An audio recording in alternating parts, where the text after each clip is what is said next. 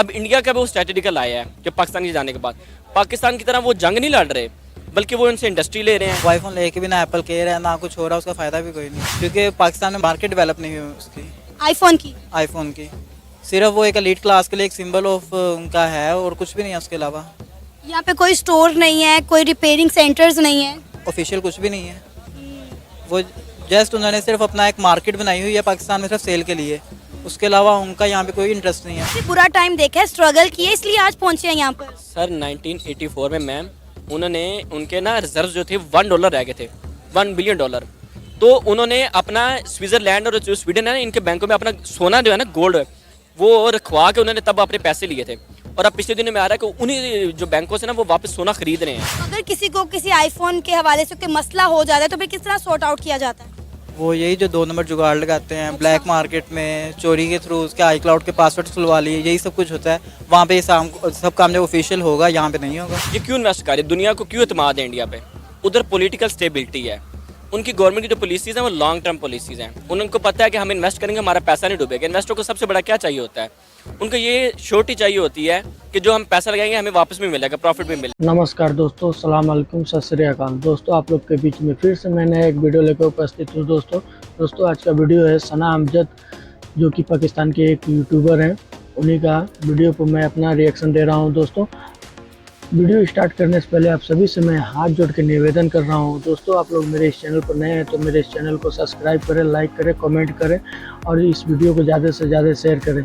दोस्तों वीडियो के लास्ट में हम लोग वीडियो के बारे में बात करेंगे। दोस्तों आइए पहले वीडियो स्टार्ट करते हैं। आप दूसरों की जंगे लड़ के या डॉलर वगैरह तो ले सकते हैं, ये इस तरह के काम तो कर सकते हैं, लेकिन आपने एक कोई भी ऐसा काम नहीं किया। हालांकि अमेरिका हमारा जो स्ट्रेटेजिकल लायर है, हमने आज तक स्वयं उनसे वार करने के और ये काम करने के उनसे कोई फायदा नहीं ले सके, कोई अच्छा काम नहीं कर सके। अब इंडिया का वो स्ट्रेटेजिकल आया है कि पाकिस्तान के जाने के बाद पाकिस्तान की तरह वो जंग नहीं लड़ रहे, बल्कि वो इनसे इंडस्ट्री ले रहे हैं। वो आईफोन लेके भी ना एप्पल केयर है ना कुछ हो रहा, उसका फ़ायदा भी कोई नहीं, क्योंकि पाकिस्तान में मार्केट डेवलप नहीं हुई। दोस्तों वीडियो आप लोग पूरा देखें, फिर आप लोग कुछ समझ में सिर्फ वो एक आएगा। एलीट क्लास के लिए एक सिंबल ऑफ इस उनका वीडियो है और में कुछ भी देखा नहीं जाए उसके क्या अलावा। पाकिस्तानी यहाँ पे कोई स्टोर नहीं है, इंडिया कोई के बारे में रिपेयरिंग क्या सेंटर्स कैसे नहीं सोच है। रखते हैं, ऑफिशियल कुछ भी क्या नहीं है। बोल रहे हैं।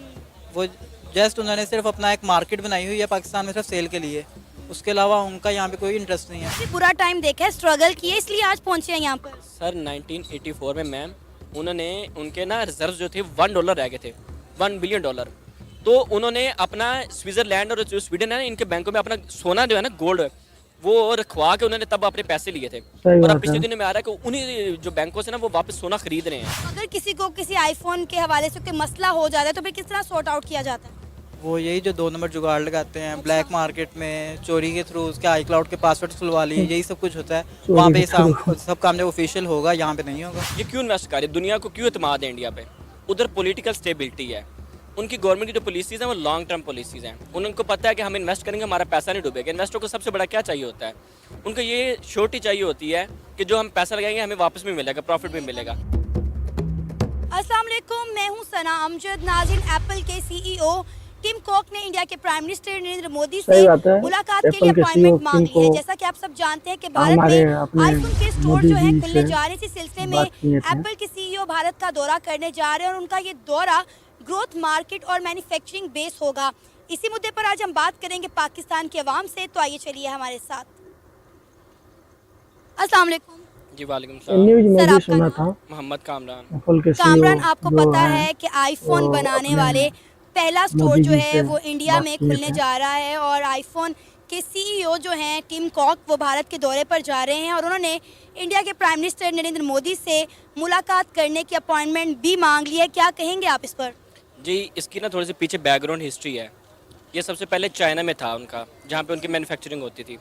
तो अभी इंडिया क्योंकि ग्रोइंग मार्केट है, दुनिया में उनकी जो पॉपुलेशन है वो शायद चाइना को भी क्रॉस कर रही है, लेकिन उसके पीछे वजह है। वजह यह है कि उनकी जो आईटी इंडस्ट्री वो बहुत ग्रो कर रही है। इस वक्त इंडिया $500 बिलियन से ज़्यादा जो है ना वो अपना आईटी एक्सपोर्ट कर रहा है। दुनिया में जितने भी आप सीईओ देखोगे ना टॉप के, गूगल का हो गया, यूट्यूब का हो गया, या जितने भी वो सीईओज हैं वो सारे इंडियन हैं।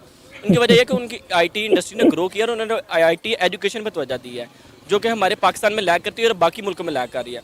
तो इस वजह से दूसरा उनका ये है कि अमेरिका और जो चाइना है ये एट लॉगर हेड्स है, यानी इस वक्त कंपटीशन में है।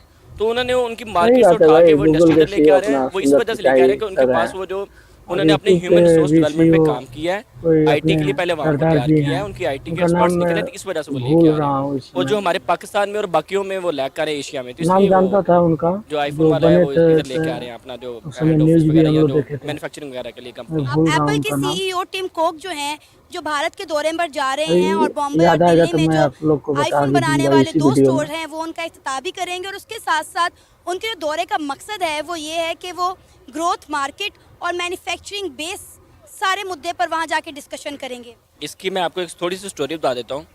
इसका इस चीज़ से होता है कि ह्यूमन रिसोर्स डेवलपमेंट जो स्किल होते हैं, मलेशिया जब 1960 1970 थी, तो मलेशिया और पाकिस्तान की जो थी एक्सपोर्ट थी वो $2 बिलियन बराबर थी। उन्होंने अपनी ह्यूमन पे इन्वेस्ट किया है, उनको रिसोर्स दिए है और उनमें डेवलपमेंट की है। तो आज ये जो मलेशिया के जो एक्सपोर्ट्स है ना, सिर्फ मलेशिया के एक्सपोर्ट वो $500 बिलियन से ज़्यादा है। और इस वक्त दुनिया में जो सबसे अच्छी रिसोर्स मैनेजमेंट मानी जाती है ना, जो ह्यूमन पे है, वो मलेशिया की है। अब सेम काम इंडिया करने जा रहा है। ऐसा ही है। इंडिया में असल में वो अपने लोगों पे इन्वेस्ट करें, हालांकि उधर गुर्बत ज़्यादा है, उधर मतलब कि ना गरीबी ज़्यादा, लोग जो है ना पॉवर्टी लाइन से बिलो जो है वो हमारे पाकिस्तान से ज़्यादा हैं। लेकिन अब एक रिपोर्ट के मुताबिक पता चला है कि वहाँ पे पावर्टी पर बहुत ज़्यादा कंट्रोल किया गया है, क्योंकि इंडिया जो है, इंडिया की जो सरकार है वहाँ पर जो है इंडस्ट्रीज़ लगा रहा है, लोगों को रोज़गार के मौके दे रहा है। कौन सा ऐसा इन्वेस्टर नहीं है, कौन सी ऐसी बड़ी कंपनी नहीं है जिसने इंडिया में जाकर इन्वेस्ट ना किया, और जो इंडिया की गवर्नमेंट है उसे पता है कि मैंने अपनी मैन पावर को कैसे यूटिलाइज करना है। इसकी वजह है, मैं बताता हूँ ये क्यों इन्वेस्ट करे, दुनिया को क्यों एतमाद है इंडिया पे। उधर पॉलिटिकल स्टेबिलिटी है, उनकी गवर्नमेंट की जो पॉलिसीज़ हैं वो लॉन्ग टर्म पॉलिसीज़ हैं। उनको पता है कि हम इन्वेस्ट करेंगे हमारा पैसा नहीं डूबेगा। इन्वेस्टर को सबसे बड़ा क्या चाहिए होता है, उनको ये श्योरिटी चाहिए होती है कि जो हम पैसा लगाएंगे हमें वापस भी मिलेगा, प्रॉफिट भी मिलेगा। तो पाकिस्तान में अब ये है कि जैसे पाकिस्तान है, इसमें इंस्टेबिलिटी है पॉलिटिकल। एक गवर्नमेंट आती है उसकी पॉलिसीज़ कुछ और होती हैं। हमारे पहले एक्सपेरिमेंट से मार्शल लॉ लगते रहे हैं, और उसके बाद जो लोग आए हैं नए नए वो पॉलिसी लेकर आए। मुशर्रफ ने और पॉलिसी थी, भुट्टो की थी, वो उन्होंने वो कर दिया था, प्राइवेटाइजेशन सारी कर दी थी, वो सारे के सारे इंडस्ट्री बाहर चली गई। तो हमारी पॉलिसीज़ का हमें नहीं पता होता कि हमने क्या है। और पॉलिटिकल इंस्टेबिलिटी इतनी है कि इवन इतने बड़े इकोनॉमिक क्राइसिस में आप एक दूसरे के साथ बात करने को तैयार नहीं है, यानी बैठने को तैयार नहीं है। तो पॉलिसी आपने क्या बनानी है, वहाँ पे पॉलिटिकल स्टेबिलिटी है, वहाँ पे गवर्नमेंट जो भी है, इवन उनका ये होता है कि प्रोविंसेस में गवर्नमेंट किसी और की होती है और सेंटर में गवर्नमेंट किसी और की होती है। लेकिन उनकी जो पॉलिटिकल होती है ना, इकोनॉमिक स्टेबिलिटी और पॉलिटिकल स्टेबिलिटी, उनकी पॉलिसी इतनी लॉन्ग टर्म होती हैं, उन्होंने आहिस्ता आहिस्ता फ़ायदा लिया। और पाकिस्तान में ये होता है कि आप दूसरों की जंगे लड़ के या डॉलर वगैरह तो ले सकते हैं, ये इस तरह के काम तो कर सकते हैं, लेकिन आपने एक कोई भी ऐसा काम नहीं किया। हालांकि अमेरिका हमारा जो स्ट्रेटेजिक अलायर है, हमने आज तक स्वयं उनसे वार करने के या ये काम करने के उनसे कोई फ़ायदा नहीं ले सके, कोई अच्छा काम नहीं कर सके। अब इंडिया का भी वो स्ट्रेटेजिकल आया है कि पाकिस्तान के जाने के बाद पाकिस्तान की तरह वो जंग नहीं लड़ रहे, बल्कि वो उनसे इंडस्ट्री ले रहे हैं, उनसे उनकी आवाम बहुत जा रही है, बाहर जा रही है, उनसे नए नए प्रोजेक्ट ले रहे हैं। डिफेंस सबसे बड़ी डिफेंस डील वो कर रहे हैं, जिसमें वो नेवी की भी कर रहे हैं, एयरफोर्स की भी कर रहे हैं और बाकी भी कर रहे हैं।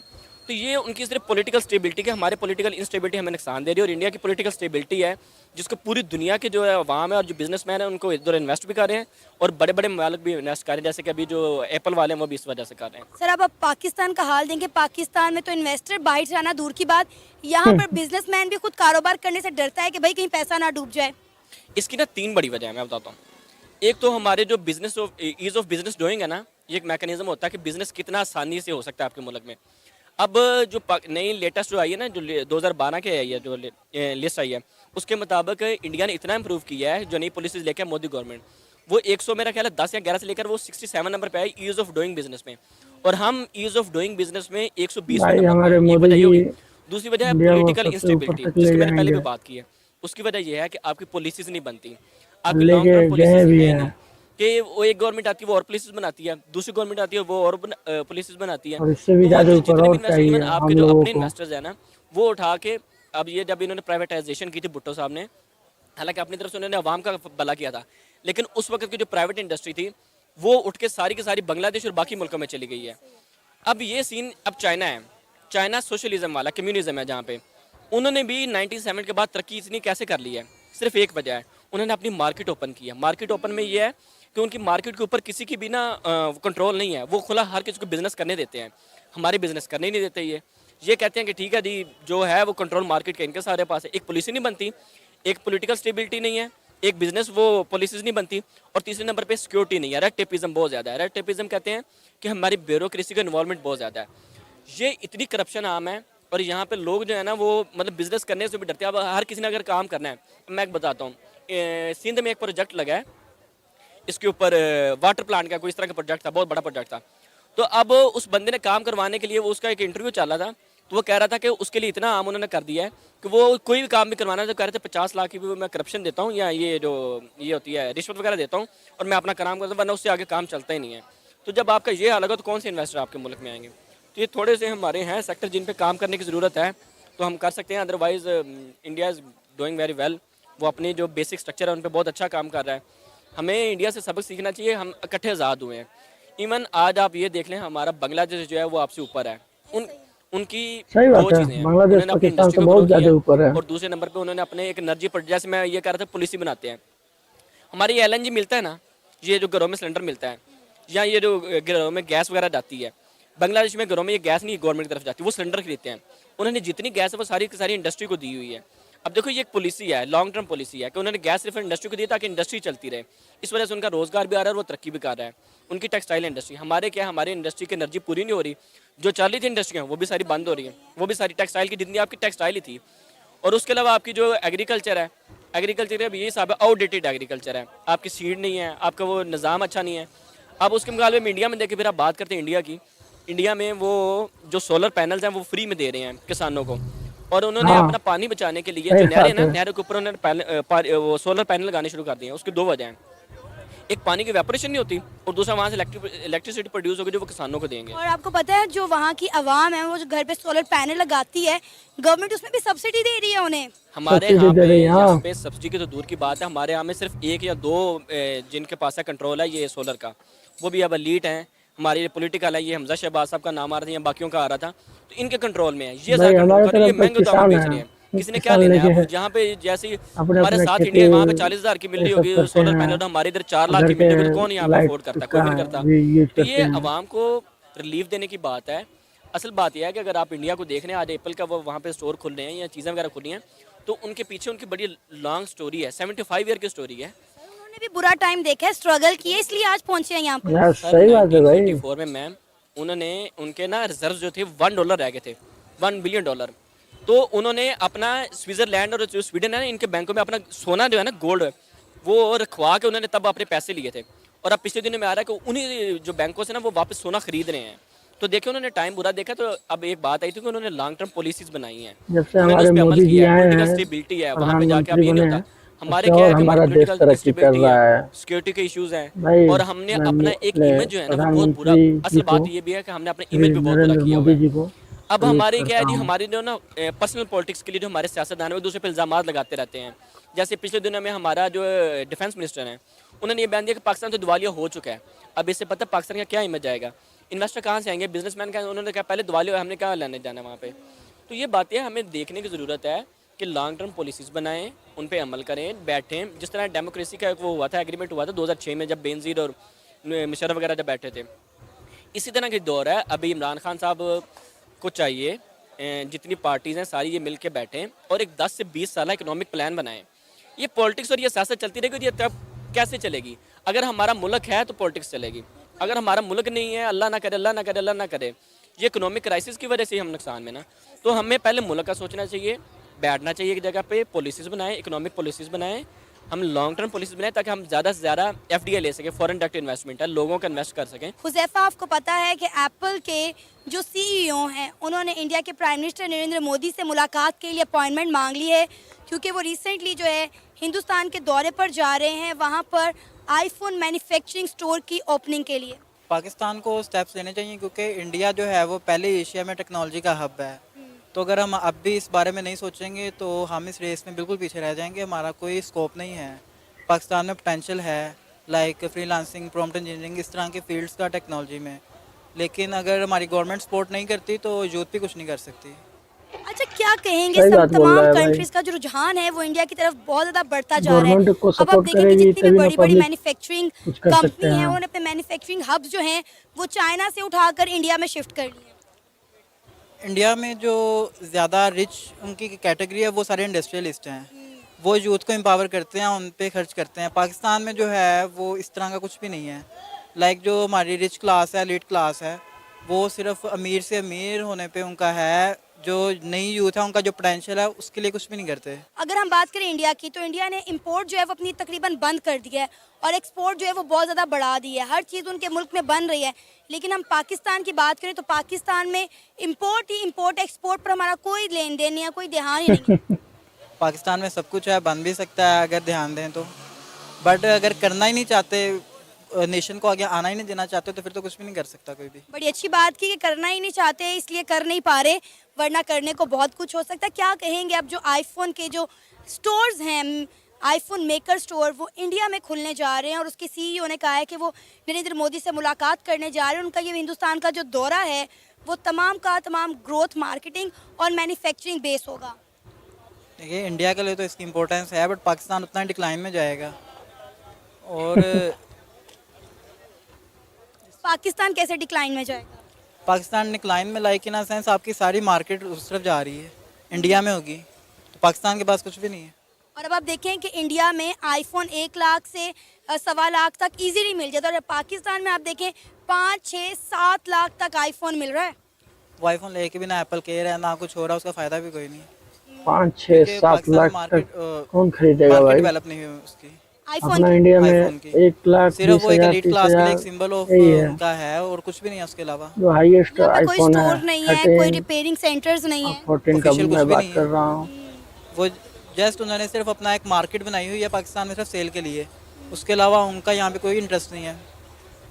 अगर किसी को किसी आईफोन के हवाले से कोई मसला हो जाता है तो फिर किस तरह सॉर्ट आउट किया जाता है?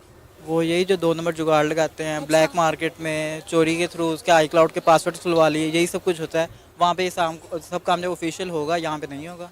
इवन कि मैंने कुछ सुना था कोई ई सिम वाला भी सिस्टम आया हुआ है आईफोन का लेकर, उसका भी पता है तो बताइए हमें। उसके बारे में ज़्यादा इन्फो तो नहीं है, बट वो जुगाड़ ही है। सिम आप नॉन पीटी में भी सिम चला रहे होते हैं। एग्जैक्टली यही चीज़ मैं आपसे पूछना चाह रही थी कि क्या तरीक़ेकार है इसका? उसका तरीक़ेकार का इतना इन्फो नहीं है, लेकिन वो बायोमेट्रिक को हैक करते हैं। फॉर एग्जाम्पल अगर मैं आईफोन ख़रीदने जा रही हूँ और मैं उसको पीटी अप्रूव नहीं करवाना चाहती, तो उसके लिए मुझे कोई एक सिम खरीदनी पड़ेगी जो कोई चिप टाइप होगी जो फ़ोन के अंदर लगेगी, और मेरा फ़ोन जो है वो बगैर पीटीए दिए चलता रहेगा 5 से 6 महीने तक। वो फ़ोन में बिल्टिंग की तरह इंस्टॉल कर देते हैं, अच्छा, लेकिन वो ना ऑफिशियल है ना लीगल है, इलीगल है। वैसे करने को कुछ भी करते रहें। तो ये फ़ोन आते भी पाकिस्तान में इलीगल तरीके से हैं? पाकिस्तान में आते लीगल हैं, कुछ इलीगल भी आते हैं शिपमेंट्स के थ्रू, बट मोस्टली होते ही इलीगल हैं। वो बॉक्स ओपन करके चार्जर वगैरह रिमूव कर देते हैं, उसके अलावा सिर्फ फ़ोन सेल करते हैं बाहर। और इलीगल फ़ोन भी ये क्या इतना बात है ज़्यादा यार? महंगा। इलीगल फ़ोन उस पर टैक्सेस बहुत ज़्यादा बढ़ते हैं, और दूसरा वो एक ब्रांड बन चुका है, इस वजह से ब्रांड नेम की वजह से उसकी प्राइस बहुत ज़्यादा है। और इंडिया में आप यकीन करें हर दूसरे बंदे के हाथ में आईफोन है, और हर दूसरा बंदा आईफोन अफोर्ड भी कर सकता है। लाख से 1.25 लाख तक आपको अच्छा आईफोन मिल जाता है। और यकीन करें यहाँ पर आईफोन लेने से पहले बंदा 100 दफ़ा सोचता है कि आईफोन लें या फिर गुर्दा बेच दें आईफोन के लिए। आईफोन सारी दुनिया में नेचुरल अपना नॉर्मल प्रोडक्ट है। सिर्फ पाकिस्तान में या इस तरह की जो अंडर डेवलप्ड कंट्रीज है, सिर्फ वहीं पे इसका एक है क्रेज़, बाकी और तो कहीं भी नहीं है। इंडिया में भी अब पहले क्रेज़ होता था किसी टाइम पे, अब नहीं है। वहाँ पे भी नॉर्मल प्रोडक्ट होगी, एवरीडे यूज़ की प्रोडक्ट होगी। यानी आप मानते हैं कि पाकिस्तान एक अंडर डेवलप्ड कंट्री है? पाकिस्तान बहुत ज़्यादा अंडर डेवलप्ड कंट्री है, इसको बनाया जा रहा है, नहीं बनाया जा रहा है, और आगे भी ऐसे ही रहेगा। अब इंडिया मज़ीद आगे भी कितना यही ग्रो सही करने है। वाला है, वहाँ पर जो एप्पल के सीईओ है वो इंडिया के प्राइम मिनिस्टर नरेंद्र मोदी के साथ मुलाकात करने जा रहे हैं, उन्होंने अपॉइंटमेंट मांग ली है। सारी जितनी ब्रांड्स हैं सबके मेन ऑफिस सब कुछ जो है इंडिया में है। उसके अलावा मेन जो आपके वेबसाइट्स वगैरह हैं, गूगल वगैरह जो भी है, सब में मेन पोस्ट पे, मेजर पोस्ट पे इंडियंस हैं, तो यही सब कुछ होना है। इससे आप और क्या एक्सेप्ट कर सकते हैं? अच्छा, पाकिस्तान किस तरह इंडिया को कम्पीट कर सकता है? पाकिस्तान इंडिया को कम्पीट कर सकता है। लाइक पाकिस्तान के हैकर्स दुनिया में टॉप पे हैं, उनमें पोटेंशियल है, लेकिन उनको मौके की ज़रूरत नहीं है, वो खुद अपने दम पे कर सकते हैं जो कर रहे हैं। हैकर्स जिन फील्ड में गवर्नमेंट की सपोर्ट की ज़रूरत है वो हमारे पीछे है। जो हैकर्स कोई अच्छी फील्ड तो ना हुई, कोई लीगल फील्ड तो ना हुई? हैकर्स लीगल फील्ड है, गवर्नमेंट्स हायर करती हैं हैकर्स को। उसके अलावा मुख्तलिफ वेबसाइट्स हायर करती हैं हैकर्स को, जो उनके सिक्योरिटी इश्यूज़ को रिजॉल्व करते हैं, जो उन पे अटैक करके देखते हैं कि इनमें क्या इश्यूज़ हैं। गवर्नमेंट हायर करती है, बट पाकिस्तान में नहीं होता। यहाँ पे फिर वो इलीगल कामों में पड़ जाते हैं, फिर लोग उनको, वो एक इमेज बनी हुई है कि हैकर्स जो हैं इलीगल काम करते हैं, नहीं तो हैकिंग जो है वो पूरा डिपार्टमेंट है। इसके अलावा किसी भी फील्ड में हम इंडिया को कम्पीट नहीं कर पाते। इसके अलावा हम क्रिकेट के अलावा कहीं नहीं कम्पीट। दोस्तों वीडियो यहाँ पर ख़त्म हुआ। वीडियो आप लोग देखे ही। दोस्तों आप लोग को वीडियो कैसा लगा प्लीज़ मुझे कमेंट सेक्शन में बताएं। और दोस्तों पाकिस्तान का पब्लिक को आप लोग देखे ही किस तरह हमारे इंडिया का तारीफ़ किए जा रहे हैं, और मैं यही चाहता हूँ पूरा वर्ल्ड हमारे इंडिया का तारीफ़ करे। और एक बात और है, जब से हमारे देश में प्रधानमंत्री नरेंद्र मोदी जी प्रधानमंत्री बने इंडिया के, तब से हमारा देश और तरक्की किए जा रहा है। और मैं अपने भगवान से यही प्रार्थना करूंगा कि हमारा इंडिया और तरक्की करे। दोस्तों, आप लोग को वीडियो कैसा लगा प्लीज़ मुझे कमेंट सेक्शन में बताएं। दोस्तों, आप सभी से निवेदन कर रहा हूं मैं हाथ जोड़ के, आप लोग मेरे इस चैनल पर नए हैं तो प्लीज़ मेरे इस चैनल को सब्सक्राइब करें, लाइक करें, कमेंट करें। दोस्तों, मिलते हैं नेक्स्ट वीडियो में, तब तक के लिए बाय।